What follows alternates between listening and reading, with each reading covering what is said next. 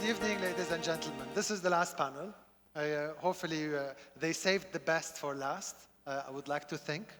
And it's, in my opinion, ESG is one of the most important topics.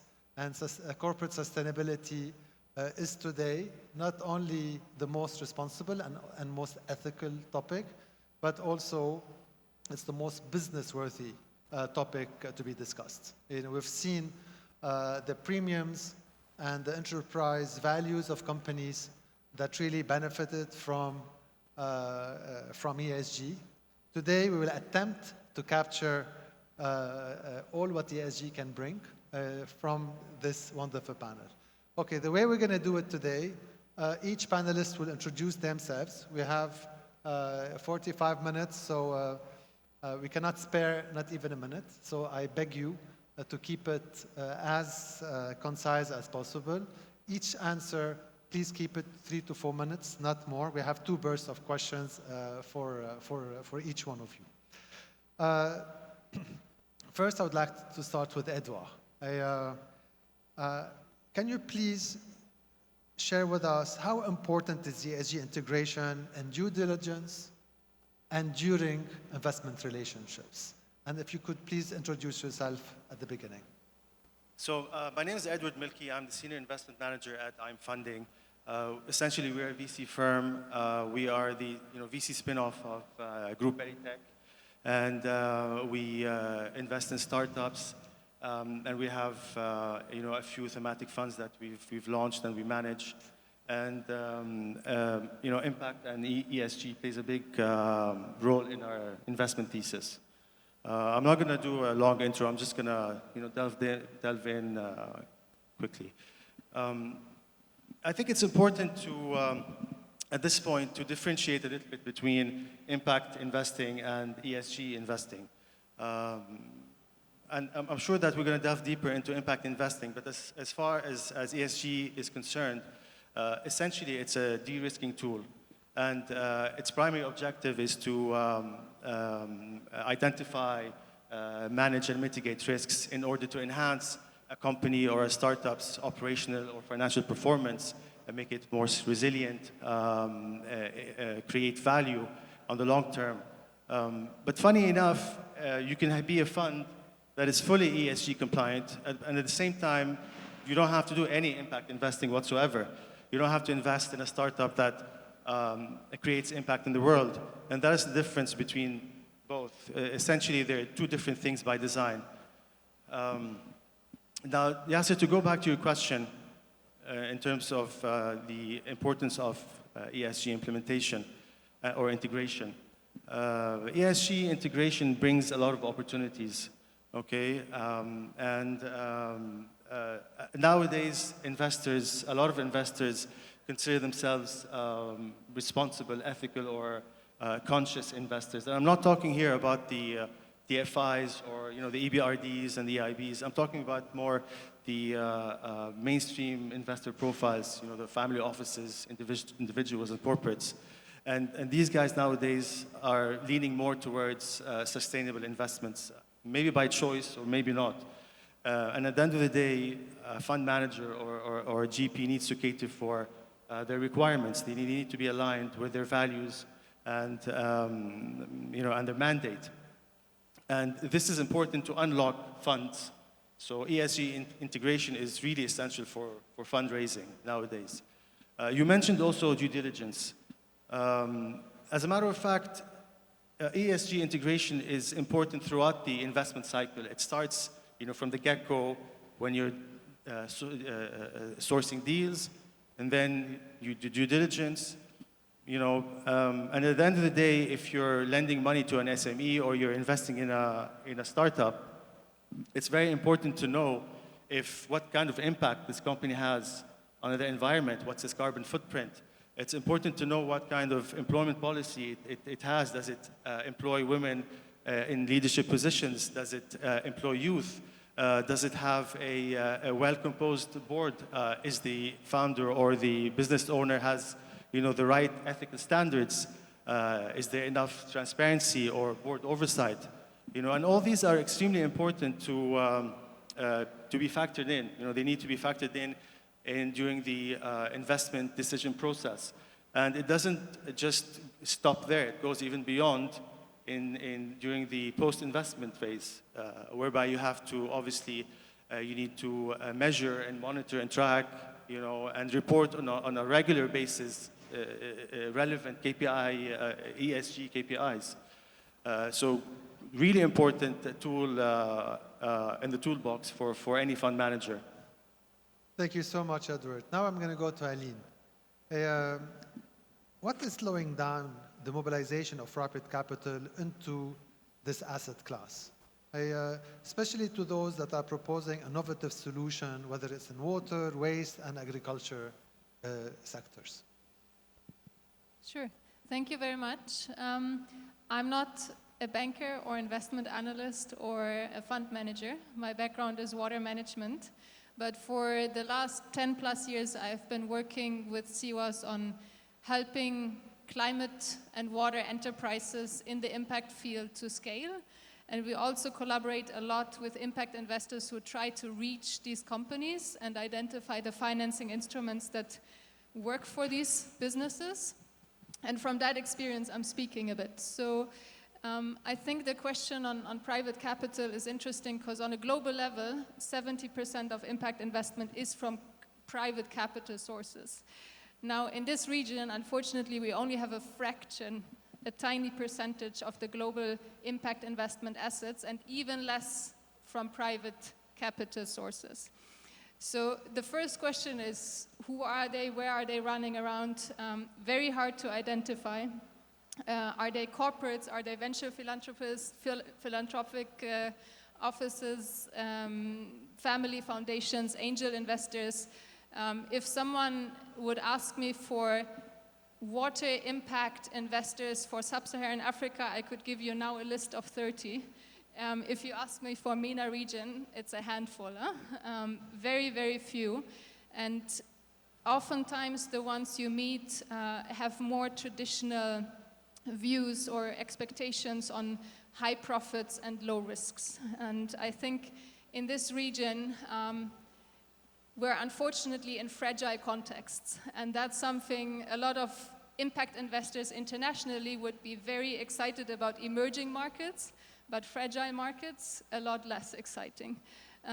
Also, when you look at risks, I think in our sectors, in water and sanitation and waste and agriculture, there are a lot of actual and perceived risks when it comes to regulation, when it comes to willingness and ability to pay, when it comes to having public entities as your clients, not really the favor of private capital investors.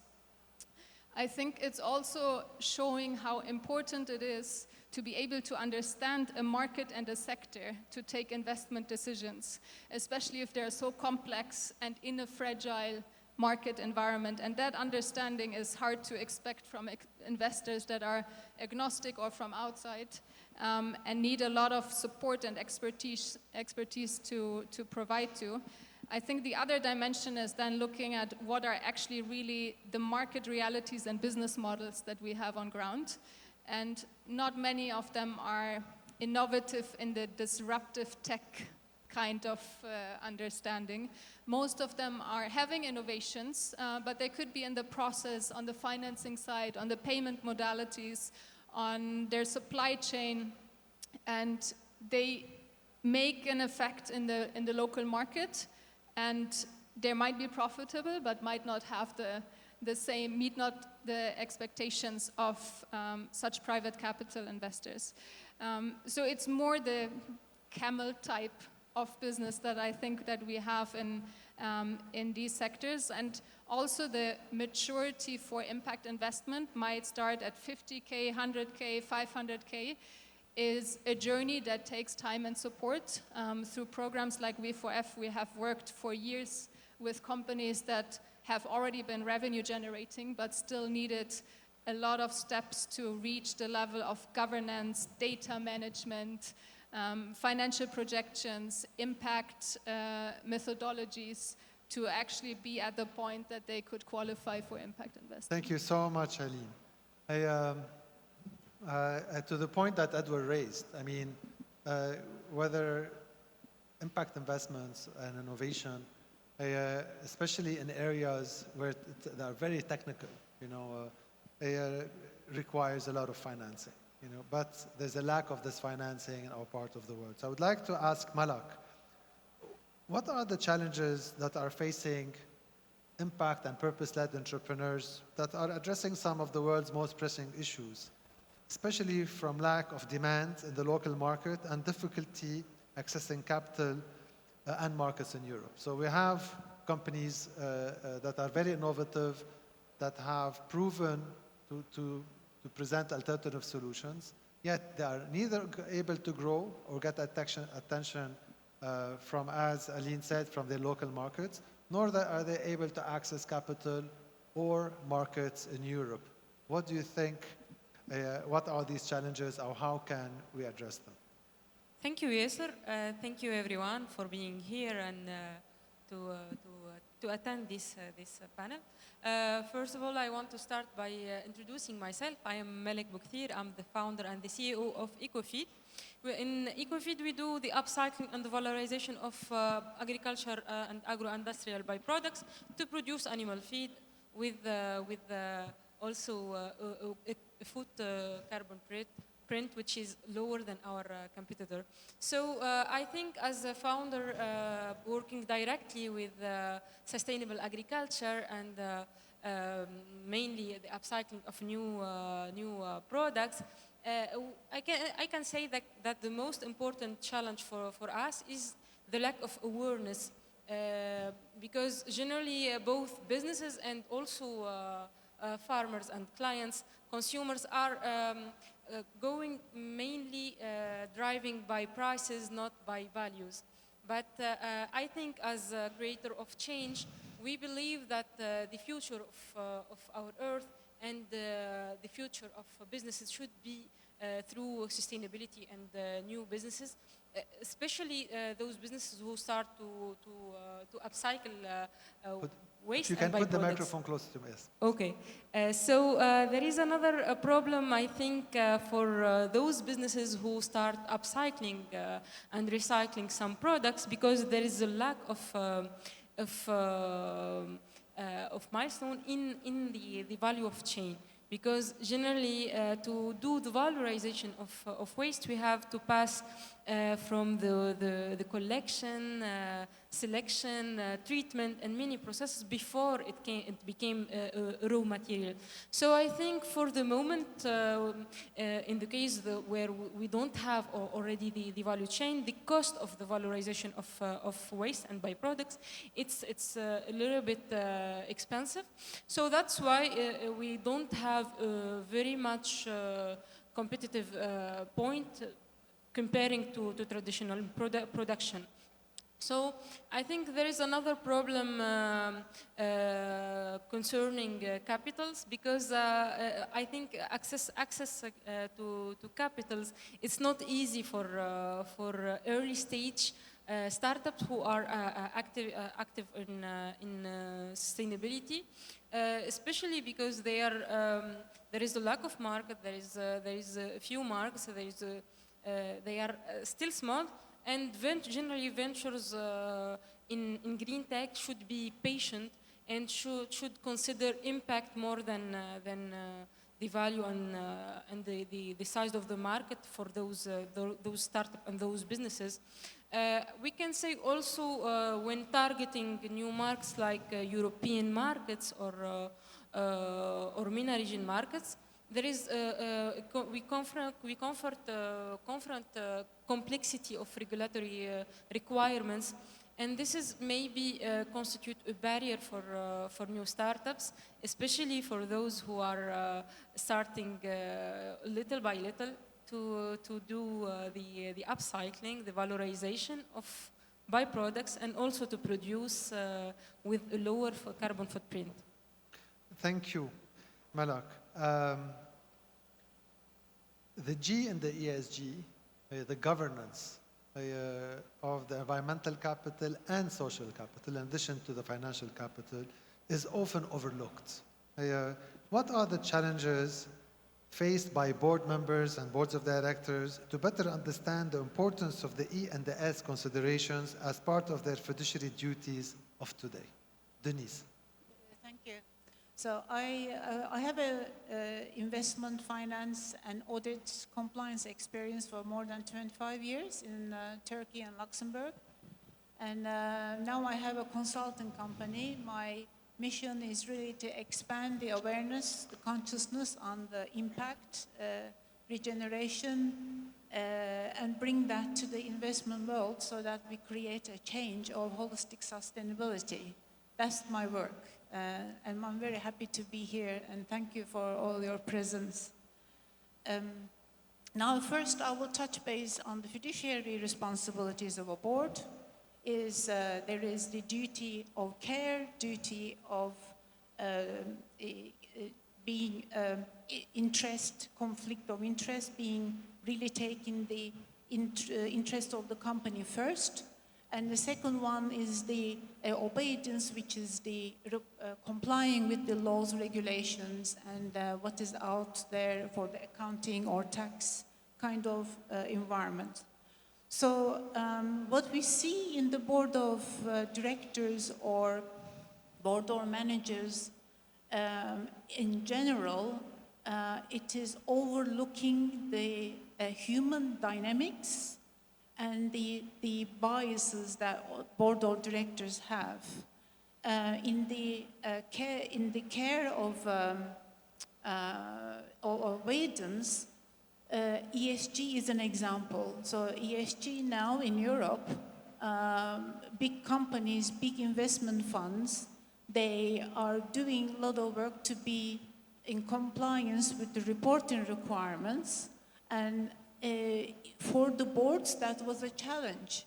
First, it was the mindset challenge, because talking suddenly in the boards about the environment, about governance, about the social side of things, that was normally a part of the responsibility of the board.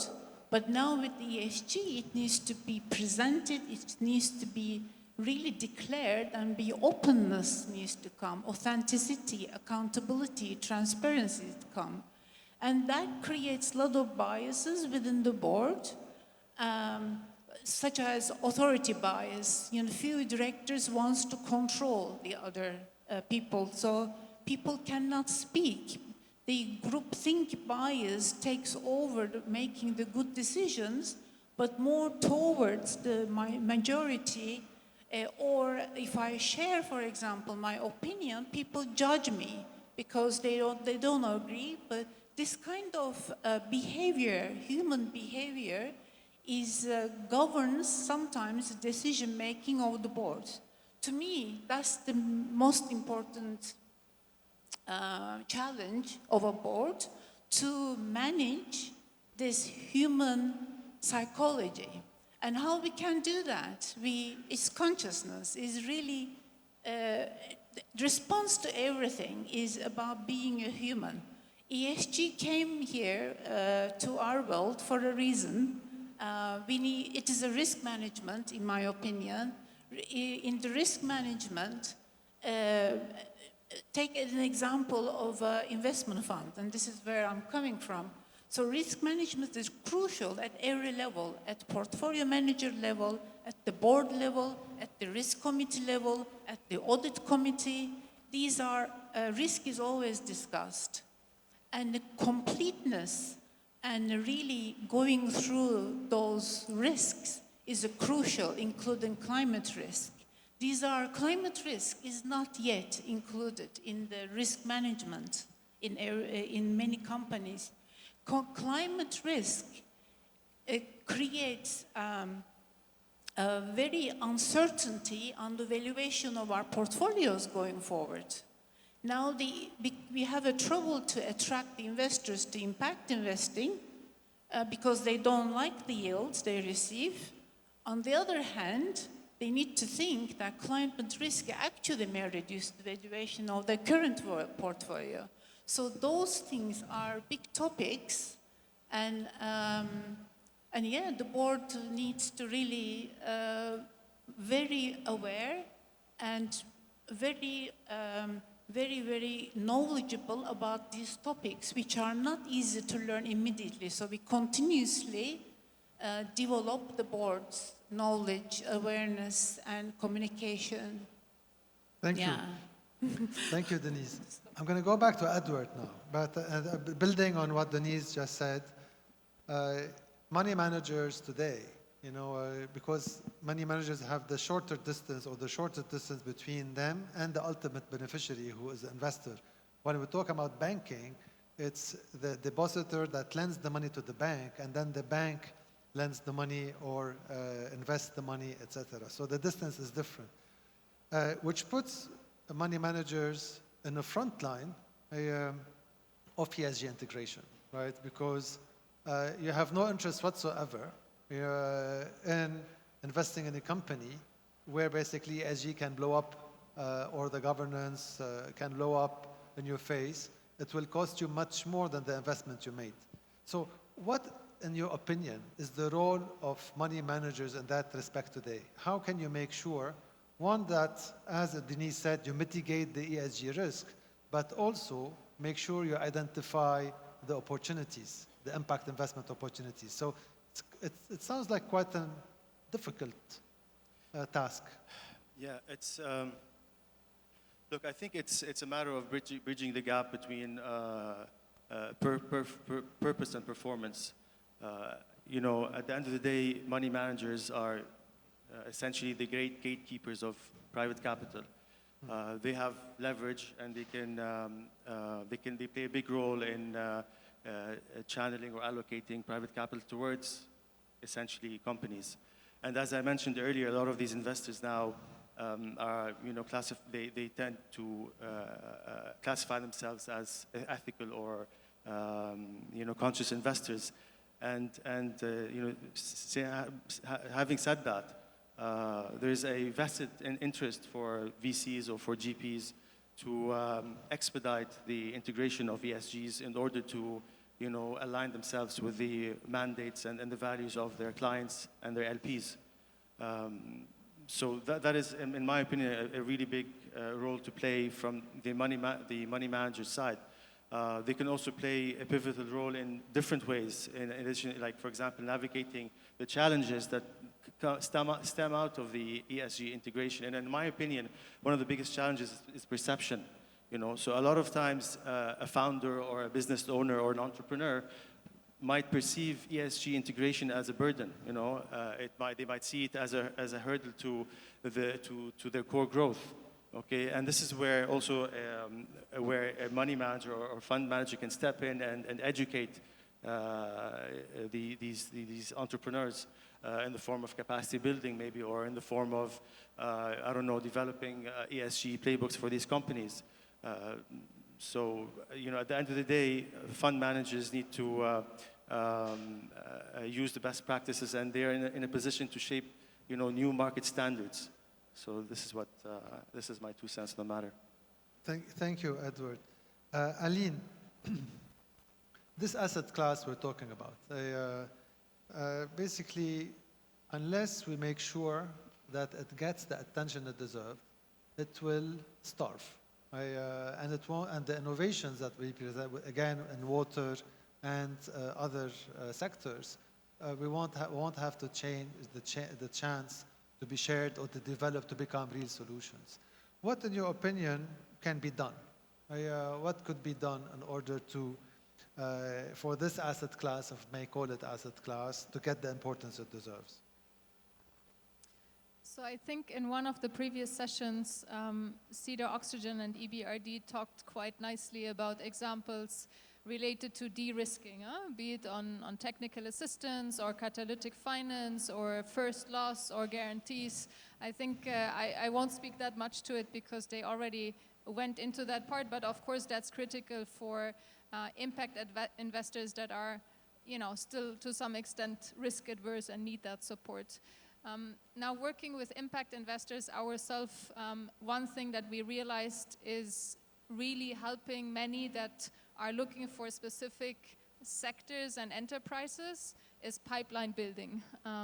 We have seen that so often the instruments that they feel they're able to provide are still far away from the enterprise's ability to access. So that sometimes takes years of getting ready. So impact investors are then needing to work with experts, with supporters to reduce their cost of origination and validation in the end, and be able to eventually have the enterprises that meet their expectations of impact and financial returns. So that by itself, I think, is something that supports and strengthens if you want to attract impact investors. Also looking at the whole impact data methodology. I think this is still a very intransparent and complex bubble where when it comes to financial metrics, it's pretty clear what we're talking about. When it comes to environmental and social data, it's less clear. And maybe something can be easily quantified based on specs of systems, water savings, tons of waste diverted to landfills, etc. But some of these impact data are not that straightforward.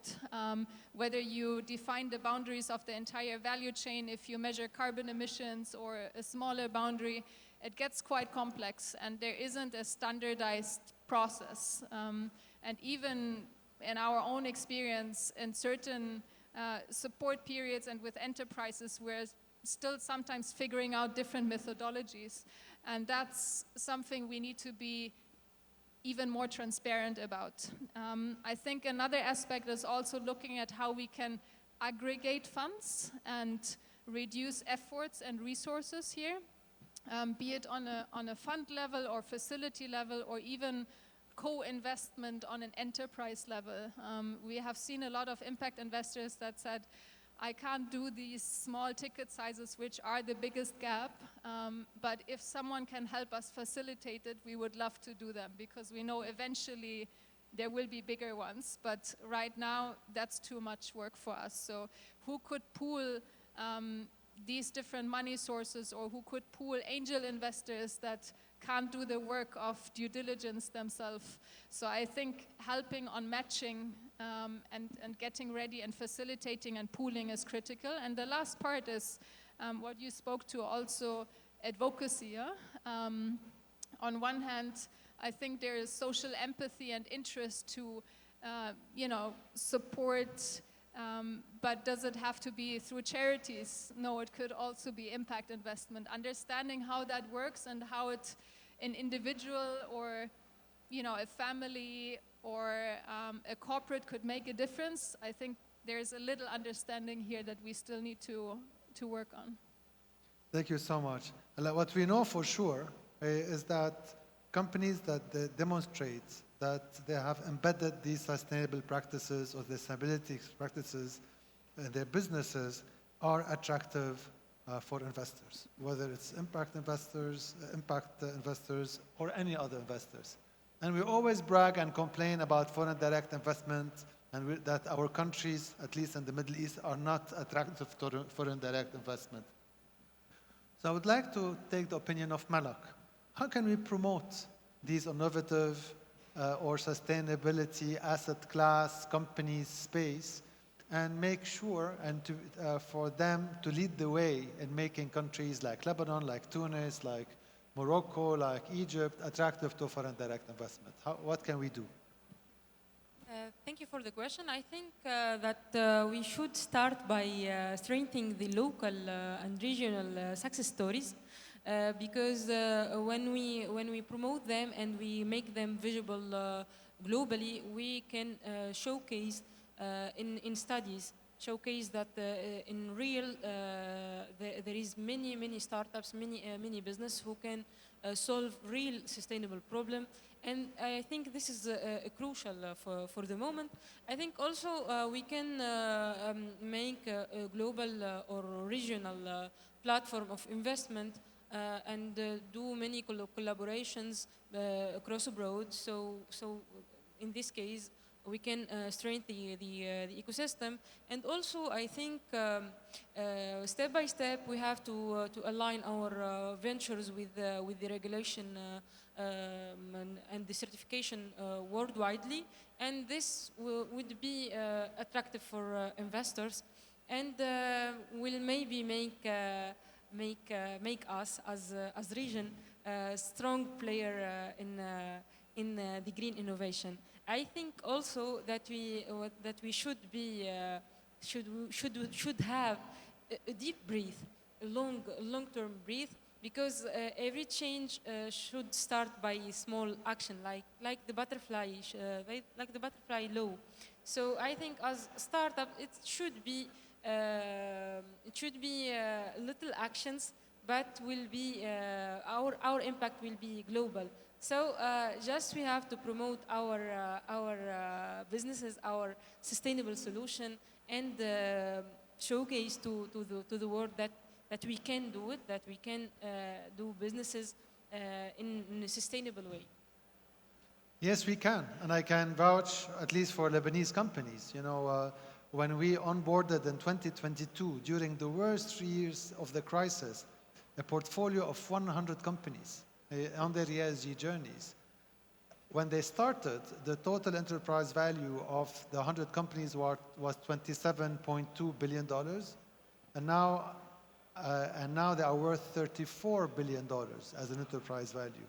And we were able to bring to Lebanon, with a dysfunctional banking industry, finance industry, more than $150 million. You know, so this I can vouch. Beritech are part of our portfolio. Holdal are part of our portfolio. Man Enterprise are part of our portfolio. Zanni Steel are part of our portfolio. But also Biomass and Bussman, you know, who received smaller amounts of investments of 1 or 1.5 million.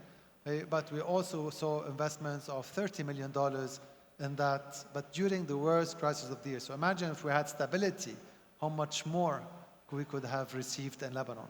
So yes, thank you, Malak. I totally agree with you.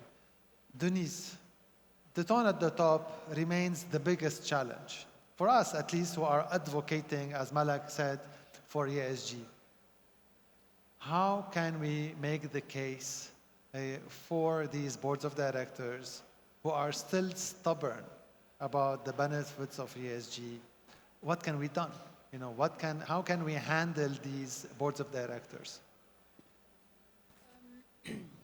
To me, change. The board of directors, the constitution, the agenda, the profile of the people, the way they work, that there should be a big change. So far, the way it is, the boards have been created and selected, the members are assigned, are not working. I experienced the same board member being in the other boards because they know each other recommends each other. So we need absolutely a diversity of thought. We are very much in the diversity of demographics, but we need diversity of thought. The decision taking needs to be much more efficient and aligned with the purpose of the board. Board is responsible to give a vision, a purpose, a strategy to the company. It has completely an interest directly with the company. Now, again, I'm taking an investment fund. So we have normal executive and independent directors. The experiences need to come from areas that these individuals, they know what they are talking about, and they are always open to learn. We are in this moment of continuous self-development. More we develop, more we create the circle of builders in the board of directors, rather than just looking at the minutes and sign it, and then 3 months later, another Zoom call, and you have a board and decide about the company. It doesn't work like that. The change needs to be in the mind, in the DNA of the company. And it is the board of directors that is going to put and change the DNA of the company by putting all these information, teachings, learning, practices, and being example for impact investing and even more, because we need systemic change of regeneration. ESG is not sufficient. ESG is only a risk management. So we need to do that, but it is not a way of investing. It is not the way that we are going to solve the problems. So board needs to think differently. The brain needs to work differently in the boards. And all of us as individuals as well, and more that changes and more we put the people, the employees within this concept of doing good as a company, more we include them into the business itself rather than having hierarchies and then classifying people, more they are involved, more they will be adding value to anything we are talking about here, impactful businesses, and that is going to create the prosperity at the end. You know, we need to be positive, we need to be hopeful. If we do the work, if we listen to our hearts, I'm going to the consciousness here, because the consciousness opens people's mind. The only way we are going to make the directors in the board to speak, to listen to each other, to understand each other, to put into action, to agree on how we put in action, we need to respect each other. We need to go back to our values. Thank you, Without that, it's not going to happen. I mean, you. I'm very positive, but yeah. I love your I'm going to stop activist here. tone. I love your activist tone. I would like to ask Malak, Edward, and Aline to join Deniz's voice and share with us in one sentence, like an activist statement, you know, that really captures what, in your opinion, should be done and what should be done now. Malak. For me, I think the most important thing that we have to believe in ourselves, because everything is possible in this world, and we have the ability and the capability to do this. Even when you have a small idea, a small dream, make it. You can make it real, and you have to think positively. Because the whole world facing challenges, the whole world facing problem, and it's not an easy journey to be entrepreneur, to be a business owner. But it's there is something which we like in this pain. So mainly we are in our solution we are painkiller, but we have a long journey and we have to do it because we are the change maker in the whole world. Thank you, Malak. Edward. I think that impact investing or ESG or sustainable investing should be done for the right reasons. You know, do it because you believe in it, not just it's another box that you need to tick. So yeah, it needs to be done for the right reasons. Otherwise, you know, it won't get you far. So that's it from my side. Thank you. Aline. If you're not an entrepreneur, try to be an impact investor. I started with 250 euros impact investment. I think it should not be for the rich and mature people, not to offend anyone. I think any one of us could try to do good through impact investment, and I think that field can still be democratized a lot. It's not very common here, but there are ways to start testing and trying that, so it doesn't stay out there for something we can't reach. Thank you so much. Ladies and gentlemen, this was our panel. I hope you enjoyed it.